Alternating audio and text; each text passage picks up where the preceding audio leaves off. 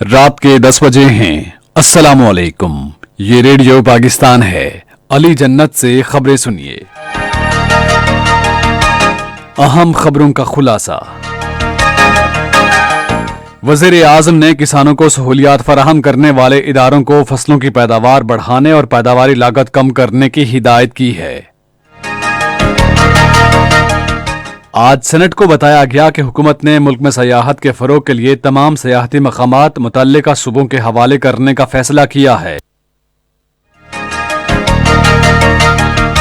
وزیر خارجہ نے ہندوتوا کا نظریہ خطے اور عالمی سلامتی کے لیے سب سے بڑا خطرہ قرار دیا ہے۔ سکھ مذہب کے بانی بابا گرو نانک دیو جی کے 552ویں جنم دن کی تقریبات کل گردوارہ کرتارپور کمپلیکس میں شروع ہوں گی۔ اور اب خبریں تفصیل کے ساتھ۔ وزیر اعظم عمران خان نے کسانوں کو سہولیات فراہم کرنے والے اداروں کو فصلوں کی پیداوار بڑھانے اور پیداواری لاگت کم کرنے کی ہدایت کی ہے۔ وہ آج اسلام آباد میں زرعی شعبے کی ترقی کے حوالے سے اجلاس سے خطاب کر رہے تھے۔ وزیر اعظم نے کہا کہ زرعی منصوبہ بندی، معیاری بیج اور مشینری کی فراہمی اور آسان قرضوں کے لیے کسانوں کی معاونت حکومت کی اولین ترجیحات میں شامل ہیں۔ وزیر اعظم عمران خان نے ملک میں شاہراہوں کے ڈھانچے کو بہتر بنانے کے لیے آج 128 کلومیٹر طویل للہ جیلم دورویا سڑک کا سنگ بنیاد رکھا۔ آج شام اسلام آباد میں سنگ بنیاد رکھنے کی تقریب سے خطاب کرتے ہوئے انہوں نے کہا کہ تحریک انصاف کی حکومت ماضی کی حکومتوں کے مقابلے میں کم لاگت سڑکیں اور موٹر ویز تعمیر کر رہی ہے۔ انہوں نے کہا کہ پہلی بار ملک میں 3 ڈیم بنائے جا رہے ہیں، جبکہ اگلے 10 سال میں 10 ڈیم تعمیر کیے جائیں گے۔ اس موقع پر اظہار خیال کرتے ہوئے وزیر اعلیٰ پنجاب سردار عثمان بزدار نے کہا کہ للہ جہلم دورویا سڑک پر 4 ارب 64 کروڑ روپے لاگت آئے گی۔ انہوں نے کہا کہ یہ شاہراہ جی ٹی روڈ اور موٹر وے کو ملائے گی۔ واضح رہے کہ دورویا سڑک 16 ارب روپے کی لاگت سے 30 ماہ میں مکمل کی جائے گی۔ یہ شاہراہ چکوال، خوشاب، منڈی بہاؤالدین، گجرات اور میرپور کو آپس میں ملائے گی۔ منصوبے سے سیاحت کو بھی فروغ ملے گا، کھیت سے منڈی تک اجناس کی فراہمی میں آسانی ہوگی، روزگار کے مواقع بڑھیں گے، جس سے خوشحالی آئے گی۔ آج سینٹ میں ایک توجہ دلاؤ نوٹس کا جواب دیتے ہوئے ریلوے کے وزیر اعظم خان سواتی نے کہا کہ کراچی سرکولر ریلوے پر کام 1 ماہ میں شروع ہو جائے گا۔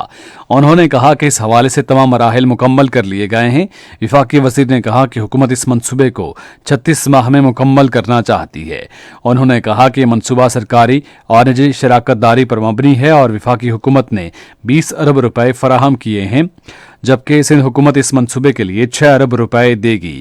انہوں نے کہا کہ حکومت ریلوے کے تمام نظام کی بہتری پر توجہ مرکوز کر رہی ہے اور ML1 منصوبہ بہت اہمیت کا حامل ہوگا۔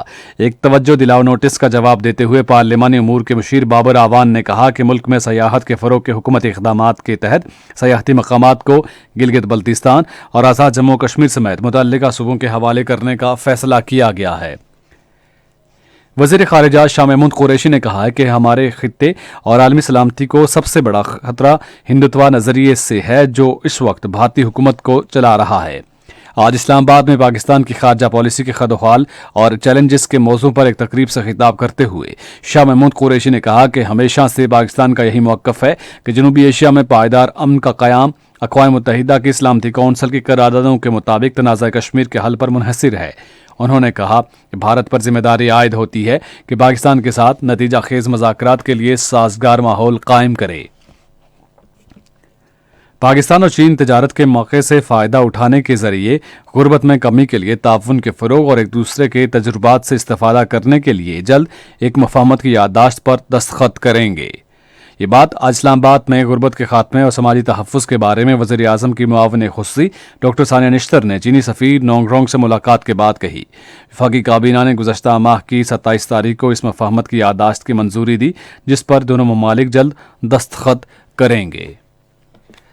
اور سکھ مذہب کے بانی بابا گرو نانک دیو جی کے 552ویں جنم دن کی تقریبات کل گردوارہ کرتارپور کمپلیکس میں شروع ہوں گی۔ بھارت اور دنیا بھر میں رہنے والے ہزاروں سکھ یاتری تقریب میں شرکت کے لیے پاکستان پہنچ رہے ہیں۔ 10 افغان سکھ یاتریوں کا وفد تورخم سرحد عبور کر کے آج پشاور پہنچا۔ पाकिस्तान में क़याम के दौरान सिख यात्री नानकाना साहब में गुरुद्वारा जन्म स्थान और करतारपुर में गुरुद्वारा दरबार साहब समेत मुख्तलिफ गुरुद्वारों में मजहबी रसूमात अदा करेंगे। खबरें ख़त्म हुई। मज़ीद खबरों और तज्जियों के लिए आइए हमारी वेबसाइट पर radio.gov.pk